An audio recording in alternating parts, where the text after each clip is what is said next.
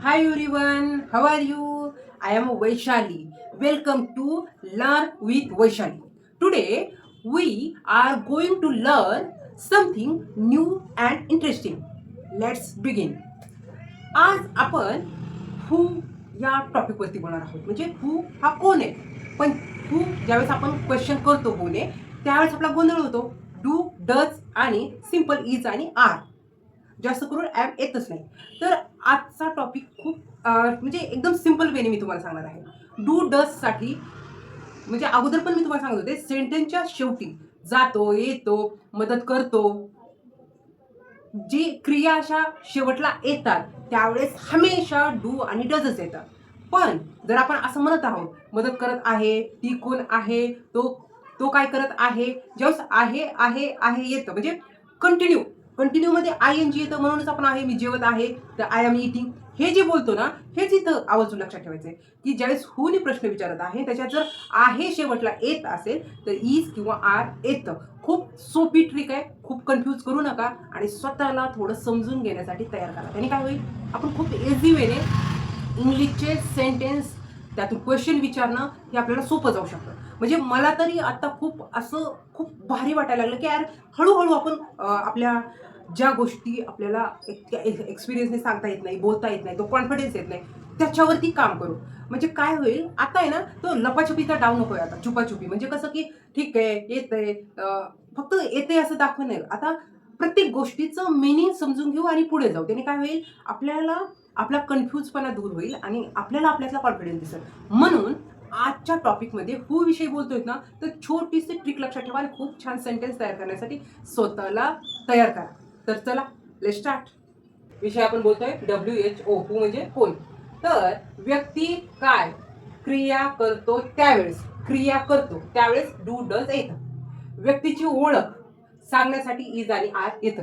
इथे म्हणजे 75% प्रॉब्लेमच सॉल्व्ह होतो. इथे क्रिया शेवटला आली पाहिजे इथं ओळख सांगायची. इनफ झालं. आता घेऊ क्वेश्चन. ती कोणाला मदत करते तर येणार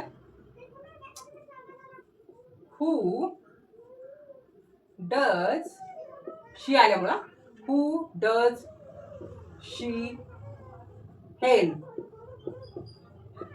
सिंपल.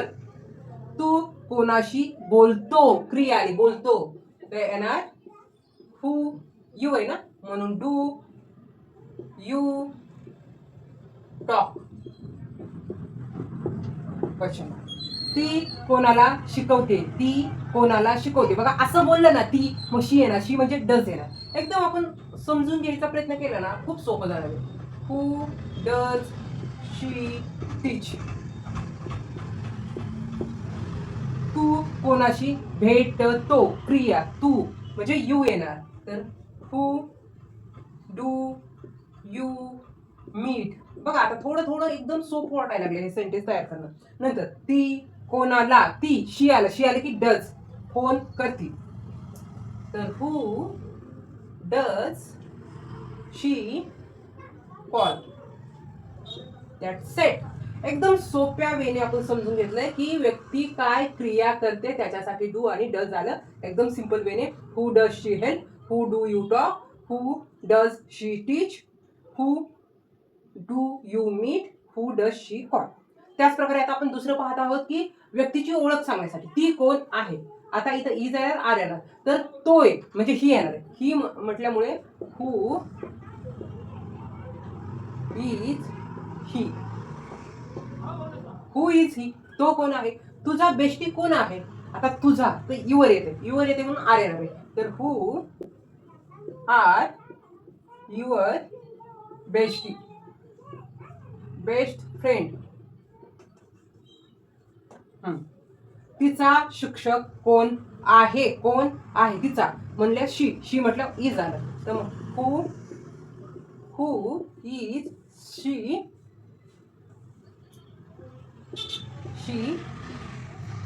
टीचर.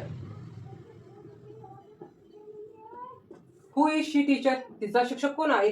ते कोण आहे ते म्हणजे दे म्हणजे आर येणार तर लगेच आपण म्हणायचंय हू आर दे.